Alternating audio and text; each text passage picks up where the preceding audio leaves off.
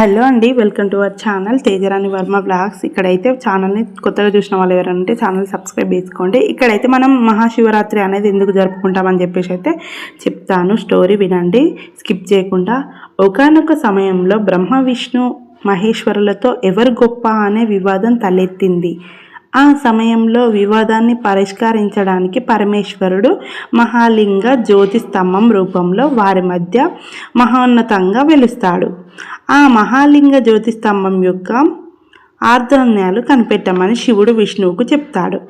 బ్రహ్మదేవుడు ఆ తేజోమయ లింగ రూప అంతం కనిపెట్టడానికి ఈర్ధలోకాలకు వెళ్తాడు. కానీ ఆ తేజోమయ లింగం యొక్క అంతాన్ని కనిపెట్టలేకపోతాడు విష్ణువు. ఆ సమయంలో బ్రహ్మకు మొగలు పువ్వు గోగు పువ్వులు కనిపిస్తాయి. తాను తేజోమయ లింగం అంతాన్ని చూశానని శివుడికి ఎదుట సాక్ష్యం చెప్పమని మొగలి పువ్వును గోగు పువ్వును కోరతాడు.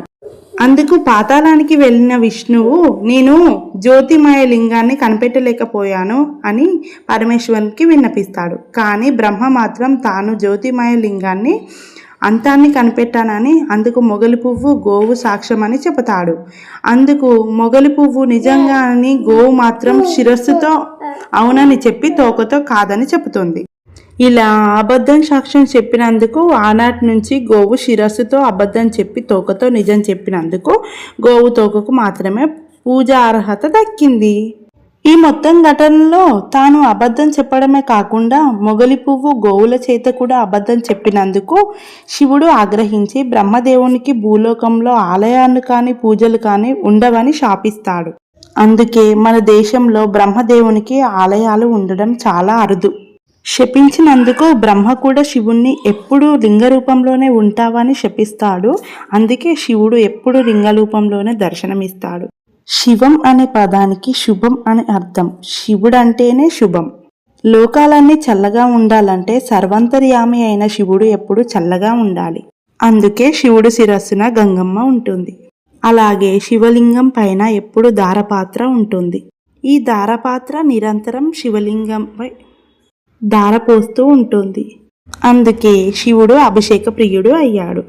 అందుకే శివరాత్రి రోజు అభిషేకం చేస్తే పాపదోషాలు తొలగిపోయి పుణ్యాలన్నీ మనకి మంచిగా వస్తాయి అని చెప్పేసి అభిషేకం చేయమని చెప్తూ ఉంటారు పురాణం.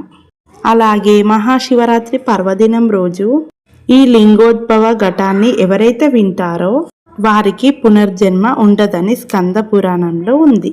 ఈ శివరాత్రి రోజు మనం కూడా ముక్కంటిని మనసారా అభిషేక అర్చనలతో పూజిద్దాం. జన్మ రాహిత్యాన్ని పొందుదాం. ఇది ఈ శివయ్య కథ అన్నమాట.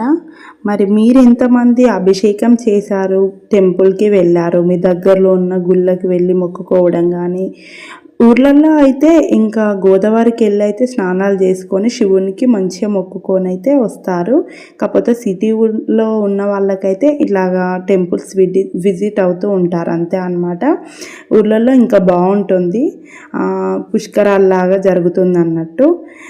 మేమైతే ప్రతి ఇయర్ ఇక్కడే ఉంటాము. ఇక్కడైతే నాకు ఫ్లవర్ ఇస్తుంది తను. చిన్న పంతులు అయితే అక్కడ చదువుతున్నారు, అందరికీ గోత్రం చెప్తున్నారు.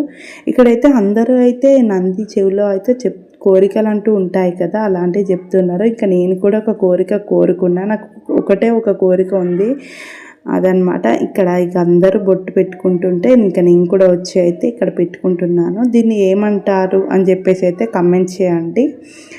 ఇక్కడ అయితే ఇంకా పక్కనే శివుడికి అయితే కళ్యాణం జరిపించడానికి అయితే పక్కన స్టేజ్ లాగా కూడా వేశారనమాట. ఫుల్ రష్, అసలు ఎంత రష్ ఉందంటే చాలా మంది ఉన్నారు. అసలు ఆడవాళ్ళ కంటే మగవాళ్ళే ఎక్కువ ఉన్నారు. ఆ శివుని భక్తులేమో నాకు తెలిసి మొత్తం వాళ్ళే ఉన్నారనమాట. యూత్ పిల్లలు వాళ్ళు ఉంటారు కదా, వాళ్ళే ఇక్కడ అందరు అభిషేకం చేస్తూ ఉన్నారు. కొబ్బరికాయ కొట్టి అక్కడే మళ్ళీ లింగానికి అభిషేకం చేస్తున్నారు. ఇక నేను కూడా అట్లానే కొబ్బరికాయ కొట్టేసి అక్కడ కొంచెం అభిషేకం చేసి వాటర్తో అభిషేకం, కొబ్బరి నీళ్ళతో అభిషేకం అలా చేసుకొని అయితే కిందకు వచ్చేసిన అనమాట. మా పిల్లలు మా బావ అయితే అప్పటికైతే కింద దిగేసిర్రు. ఇంకా వాళ్ళని పట్టుకొని నేను ఉంటాను వెళ్ళేసి కొట్టిరా అని చెప్పి అనగానే కొట్టేసుకొని ఇంకా ఇలా అయితే అయిపోయింది. వస్తున్నాం అనమాట. ఇంకా స్వీట్స్ తినాలి కదా, ఇంకా ఉపవాసం ఉన్నప్పుడు ఆకలి వేయకుండా ఉండాలంటే కొన్ని అట్లా స్వీట్స్ తీసుకొని అయితే ఇంకా జ్యూస్ తాగి ఇంకింటికైతే బయలుదేరిపోయామన్నట్టు. ఇది శివరాత్రి ముచ్చట. మరి మీరేం చేసుకున్నారో సబ్స్క్రైబ్ చేసుకోండి, మా ఛానల్ని చిన్న లైక్ ఇవ్వండి. ఇది నెక్స్ట్ డే అనమాట. నెక్స్ట్ డే రోజు అయితే ఇంకా ఉపవాసం అయితే ఈడుస్తున్నాను. ఇంకా ఆ రోజు అయితే ఇట్లాగా సోరకాయ బఠానీ కర్రీ అయితే చేశాను అనమాట.